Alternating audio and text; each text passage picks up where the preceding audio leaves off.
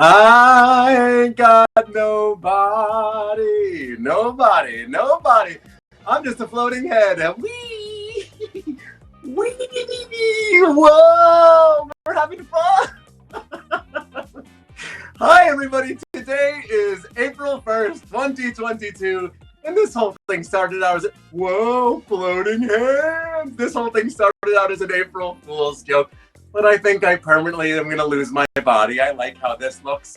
And I'm feeling great because it's 4 p.m. Eastern Time. It is Friday. We're about to play one-to-win trivia. I am the head and hands of Timothy Dunn.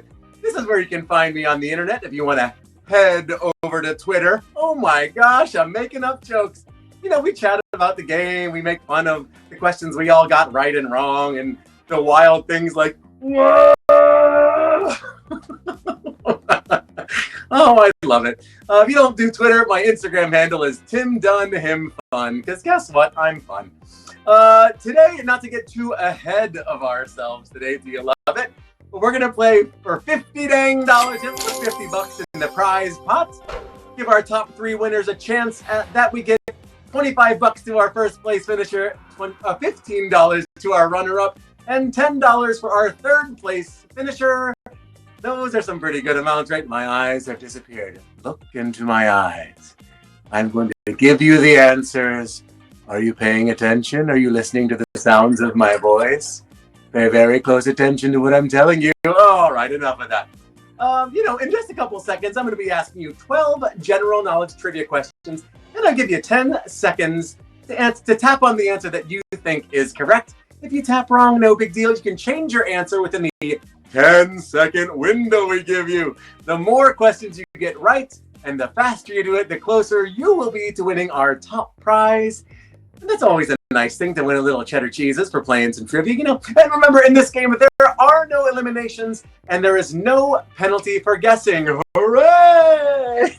If you get a question wrong, no big deal. You keep on playing. Time is of the essence in this game, because prizes will be awarded to the players who get the most questions right in the least amount of time. That makes sense, doesn't it? Okay. We're going to jump right in and play Q1. Is it time for one-to-win trivia? If you're ready to play, go ahead and type, give me an emoji, how you're feeling. Let's get a little temperature check of our chat. A little face emoji for how you're feeling today. Oh, we got a couple eyes. Jesus isn't too sure of this right there. We got that new server and that lack of charger, baby. It is a questionable game already. Let's see who else is feeling it. Oh, green hearts. Oh, we love a green screen. Hi there, Gary. Oh, I like seeing how everyone's feeling. Oh, Jeffrey. You. Let's do question 1. Here we go. Q1. Good luck, everybody. Take a deep breath. Focus. You're all going to do great today. I have good feelings about today's game. Q1. Here we go. Q1. Which of these numbers appears recurrently in the TV series Lost? Is it 15, 23, or 42? Tap on the answer you think is correct. That's time right there. Do you remember Lost? Oh, man, can you believe it's been almost 18 years since it first aired? Not that I came here to make your folks feel old, though. If you didn't watch Lost, you know, the deal is an airplane crashes, a bunch of people end up on an island, and a bunch of weird things happen. There's a lot of drama. The plot line is basically really puzzling and confusing. I'm not even going to try to explain it. Let's move on. But what I will say is that there's a series of numbers that often appear in the show. And each number corresponds to one of the survivors. And those numbers are 4, 8, 15, 16, 23, and 42. Wait, what? What's wrong? Why are you guys all chatting in the chat like that? Oh, I see. I guess everyone got this one right. Happy April Fool's Day. Happy April Fool's. Oh, all those numbers too, everyone's saying. Oh, look at you. We got you. We baited you right into what we were looking for. Wait, what? Lexi, it was a gimme. Everyone got that one right. Congratulations, everyone. Happy April Fools. We have fun. You know what? We have fun. Did I mention that we're having fun? Isn't that fun? You got to see the back of my hair. This is probably the first time you've ever seen the back of my hair. What do you think? Congratulations. Everyone got Q1 right. You got it wrong. Come on. You can't get it wrong. So Q2, here we go. That's how you play. Q2, here we go. Q2. Which of the following prefixes does not originate from Greek? Is it mono, poly, or uni? Which prefix does not originate from Greek? That's time right there. Oh, time for a little language question of the week. Do you like language? You ever heard of one? Do you speak one? Do you read one? Okay, now prefixes and where they hail from. That's what we're talking about right now. Now, these three prefixes all added at the beginning of a word prefix to express a quantity of something, like monoxide, one atom of oxygen, or polyglot, someone who speaks several languages, or universe. No, actually, that one doesn't work. But unicorn, though, huh? One horn, we good? We good. And actually, if you tapped on uni, you too are good because it originates from Latin. We got 55 one-to-winners who most decidedly don't have a monopoly on Q2. 55, great job. 16 thought mono, 16 thought poly, and that's 32 big old wrong guesses right there. But that's okay because that's only Q2, and we're moving on to Q3. Q3, here we go. Q3, which of these food products is vegan? Agar, butter, or gelatin? Which of these food products is vegan? That's time right there. So folks, hopefully you all remember what veganism is. I've explained it like 4 times on here already. Here's a quick refresher in case you don't remember. Vegans do not consume stuff made of animal products. That's it. Whoop-de-doo!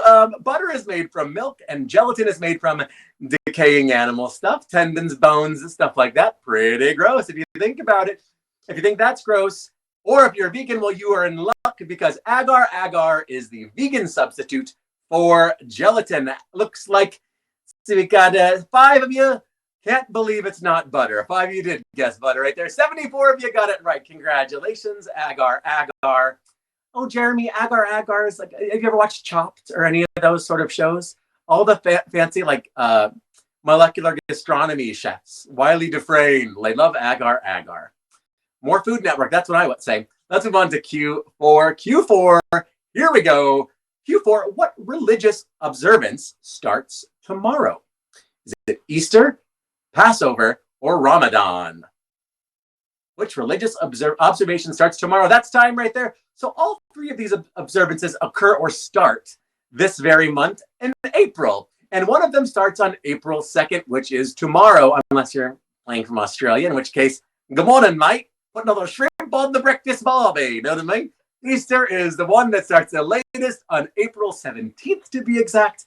Then just a couple days before that, we've got Passover. But tomorrow marks the 9th month of the Islamic calendar, which means it is the month of Ramadan. And a Ramadan Mubarak, everybody. Ramadan is what we were looking for. 61 one-to-winners got that right. 6 of you guess Easter, and that's okay. You know, I do my best at Arabic, but sometimes I only speak English. And when I say sometimes, I mean all the time. So let's move on to Q5. Here we go, Q5. Q5, which of these animals has fingerprints? Go ahead and tap on the correct answer on your screen. We're going to show you some pictures. Go ahead and tap on the picture of the animal that has fingerprints. That's time right there. Now, here are some cute little Australian animals to brighten up your day. Now, 4 of these are indeed marsupials, but only one of them has fingerprints, which look nearly identical to the ones we have under a microscope, which is kind of wild. Isn't the world so cool? Like, sure, you'd expect monkeys to have fingerprints, and they do. But of these 4, in clockwise order, from the top left, we've got the koala, the kangaroo, the quoll, and the Tasmanian devil. And you might be surprised to hear that koalas, this one right here, have fingerprints. Looks like 63 one-to-winners weren't surprised by that. It's a marsupial party, everybody. There we go. Alan said the D word in the chat. Good news. You can say that here because it's fine. We're just having fun. Do you know what I mean? 63. 10 of you guessed the kangaroo. I probably would have guessed kangaroo because that's sort of, I don't know. I don't know why I would have guessed. That's what I would have guessed, and I'd have been wrong. That's why I host and I don't play. Let's move on to Q6, halfway through the game. Here we go. Q6. Which of these countries' flags has vertical stripes? Gabon, Hungary, or Nigeria? Which of these countries' flags has vertical stripes? That's time right there. Ladies, germs, and everyone in between, welcome to Timothy Dunn Presents Fun with Flags.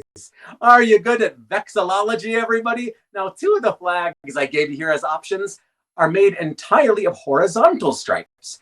Green, yellow, and blue, all in horizontal. That's Gabon for you. Red, white, and green, that's Hungary. And horizontal, too. Hey, I don't see you taking notes. Excuse me. I'm talking about vexillology here. We're definitely going to be asking more flag questions in the next coming weeks.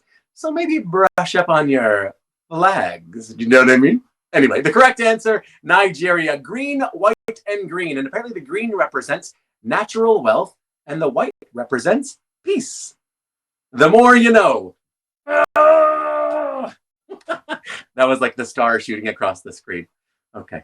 How are we doing here? 50 guessed that one right. 23 guessed Gabon and 11 thought Hungary.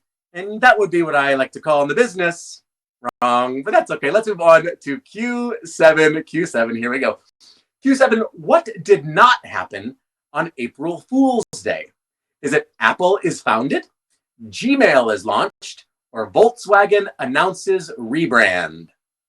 Which did not happen on April 1st. That's time. Now, of course, what would be an April Fool's one-to-win show without an April Fool's question? No, that would be straight up incomplete, okay? Now, all 3 of these events are somehow connected to April Fool's Day, but one of them didn't actually happen on April Fool's Day. Apple's incorporation, that actually happened on April 1st, 1976, when Apple Computer Company was founded. Now, Gmail's launch, yep, that was on April 1st, 2004. People thought it was too good to be true. They were giving away 1 gigabyte of space for your mails. That was huge. 1 gigabyte. Can you imagine? And finally, we've got the Volkswagen rebrand. An April Fool's joke in which they said they were going to double down on electric cars. And they renamed themselves Volkswagen. V-O-L-T-S wagon. And for some reason, they put that press release out on March 30th. That was kind of a not great April Fool's Day. But Volkswagen's rebranding was the correct answer on Q7. 45 one-to-winners got that right. We almost had our first stumbler of the day because 38 of you got that one wrong. I like when we get close. Oh, can I tell you a little pet peeve? Just now that we're in the middle here and we're just hanging out, just, just us heads gabbing here. I really don't like when people just like lie and then say April Fools. Twitter and Instagram has been just like one big mess today. People saying things like, I'm pregnant. April Fools. No, I'm not. It's like, that's not a good prank. I don't like pranks either. So like if we hang out, like don't do a prank, okay? Let's move on to Q8. Q8, here we go. Q8. What is the middle name of the person who sings like a prayer? Elizabeth, Louise, or it's not known? The middle name of the person who sings like a prayer. That's time right there. Now life is a mystery. Everyone must stand alone. I hear you call my name, and it feels like Q8. There you go. That's one for you. Q8 already. Can you believe it? Doesn't time just fly when you're having fun? Anyway, you've heard this song before. Most likely, it's one of the Queen of Pop's most famous songs ever.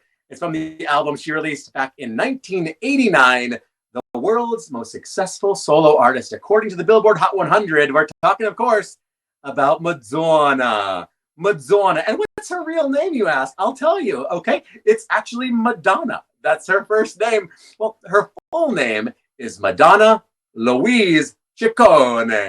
Louise is her middle name. There you go. 59 one-to-winners knew that. Oh, I love that 59 of you got that right. That means that I have found my community. My community of people who know Madonna's middle name. Oh, come on, Lexi, let's go. I hope that comment wasn't in response to Tim for Eurovision, because I will sing your country's Eurovision song. I will 100% go on Eurovision and sing Like a Prayer. No one's asking though, so let's move on to Q9. Q9, here we go. Q9, in mathematics, how many imaginary square roots do real negative numbers have? This is tricky. Is it 2, 3, or none? In mathematics, how many imaginary square roots do real negative numbers have? That's time. Shout out to everyone who still plays cool math games. Oh, is that site still a thing? So you know what a square root of a number is by now, right? The square root is defined as a number that when squared, aka multiplied by itself, equals a specific number. Like the square root of 4, that would be, oh my gosh, I'm confusing myself. The square root of 16 would be 4. All right, but hang on. When you multiply a negative number by itself, the result is positive. So minus 4 is also the square root of 16. And that also implies negative numbers can't have square roots unless you cross over to the realm of imaginary numbers, which were explicitly created to allow you to find the square root of a negative number. And just like positive numbers, negative numbers have 2 of them, 2 imaginary square roots. That is the answer we're looking for right there. And we have our first stumbler of the day. We have 28 one-to-winners who got that right and 53 made incorrect guesses. I love the gusto that 46 of you guessed none. I love that you all banded together and said, hey, none of these. But you're wrong. 2 is the correct answer. That was a tough one. Gummy Nuggets is a math person. I would say I'm a little bit of a math person, but I'm more of a floating head person. This will never get old. I am like a 6-year-old child. I am really, really tickled by this. All right, let's move on to Q10. Q10, are you having fun? Are you having a nice time? I hope you're having fun. Here's Q10. What country does the Danube River pass through? Is it Austria, Bosnia and Herzegovina, or Czech Republic? The Danube River passes through which country here? That's time right there. Now it's time for geography, my least favorite subject in school. And now time to pull out your atlas, turn to your Earth globe light, and go find the Danube. It's not super hard. It's the second longest river in Europe, which starts in Germany and ends in the Black Sea. It passes through or beside 10 countries, but even though it gets pretty close, relatively speaking, it doesn't even border Bosnia and Herzegovina or the Czech Republic. But Austria, well, after starting in Germany, it's the very first country the Danube crosses. And here's a free extra fact for you. It's actually one of the most important shipping routes in Europe. Hopefully no one pulls an Ever Given. Number Ever Given, everybody? That was one. That's a throwback. 51 to winners knew the answer to that one right there. 16 thought Bosnia. Herzegovina. That's one of those words that is hard for me to pronounce. Herzegovina. I'm going to have to practice, I think. If I'm going to say that live on camera, I should probably practice that 20 times. Next time. Here we go. Let's move on to Q11. Q11. Here we go. Which of these board games was not invented in Canada? Canadian Checkers, Time's Up, or Trivial Pursuit? Which of these board games was not invented in Canada? That's time. Now we're getting very close to the end of today's show. Time for some fun questions about fun. Remember having fun? Doesn't it feel good to have fun? Remember Trivial Pursuit? That game you used to play before one2win came along? Oh, old times. Trivial Pursuit was created in late 1979 after its 2 creators went to play some Scrabble and found out that they were missing tiles. Quite the origin story, and that happened in Canada. As for Canadian Checkers, well, I'm just going to say that if you thought it was a trap, you're wrong right there. Sorry, Time's Up is the non-Canadian game here, invented by Peter Sarrett in 1999 or so, probably in Washington or Florida. That is the answer. Time's up. That's what we're looking for. Looks like 37 didn't run out of time. It looks like 43 of you sure did, because we got another Stumpy right there. 43 one-to-winners got that wrong. 37 got it right. This is a tricky game today. I'll tell you, we're going nuts. We're going all in on April Fools. We're doing tricks. We're doing floating heads. We're doing camera angles. We're doing it all. Here we go. Let's move on to our final Q of the day. Q12. Best of luck to everyone. I have confidence in you. Q12. Who wrote Ronald Reagan's 1990 autobiography? Was it Robert Lindsay, Ronald Reagan, or Ted Sorensen? Who wrote Ronald Reagan's 1990 autobiography? Now, so like the name implies, autobiographies are biographies that are written by oneself, right? So the answer is Ronald Reagan. That's an open and shut question, right? Nah, just kidding. The autobiography released in 1990, An American Life, was actually ghostwritten by someone else. And Reagan isn't particularly shy about it. He's been quoted as saying, I hear it's a terrific book. One of these days, I'm going to read it myself. Nice one. He got you there. And according to the most reliable source we could find, wikipedia.org, it was written by none other than Robert Lindsay, a stumbler and a stumpy on our final cue today. 29 one-to-winners got that right. Oh, mamma mia, 52 did a swing and a miss there. But that's it. That's our game. That's what we're playing. That's all the questions. So let the chips fall as they may. So I want to ask now, let's see what we got. I think we had about 100 one-to-winners playing at one point today. Let's hear what place you think you came in today. It looks like we have a lot of people who think they didn't do great today. But that's all right. Gummy Nugs thought 10. Hey, 10's great. 20. Jeffrey loves those little toots. He's tooting out 20. 80, 60, black. 10. 49. Oh, 101. I love that 101. Angie guesses the last possible place she could come in every single week. 38. That's a good one. Alan, that does not look great. And that looks like you really outdid yourself to come in super last today. Oh, we have a last place again. Here we go. Let's go ahead and announce the actual winners. Congratulations to all three of you. And you are best Ken ever. With 12 correct answers in 65.43 seconds, taking home our gold medal. Score count our old friend with 12 correct answers in 67.03 seconds. And there he is, Abhai98 with 12 correct answers in 98.07 seconds. Some familiar faces, some new friends. Welcome, one and all. Congratulations to everyone who played. And that's it. That's one to win.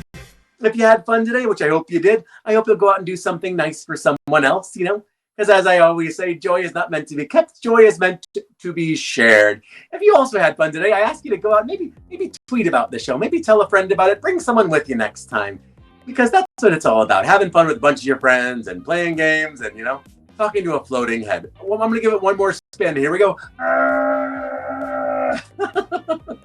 I'm Timothy Dunn. I've been Timothy Dunn this entire time. I'll see you over on Twitter and my sweet, sweet dreams. If no one told you to today, I love you, and I will see you next week. Have a great weekend, everybody. Bye.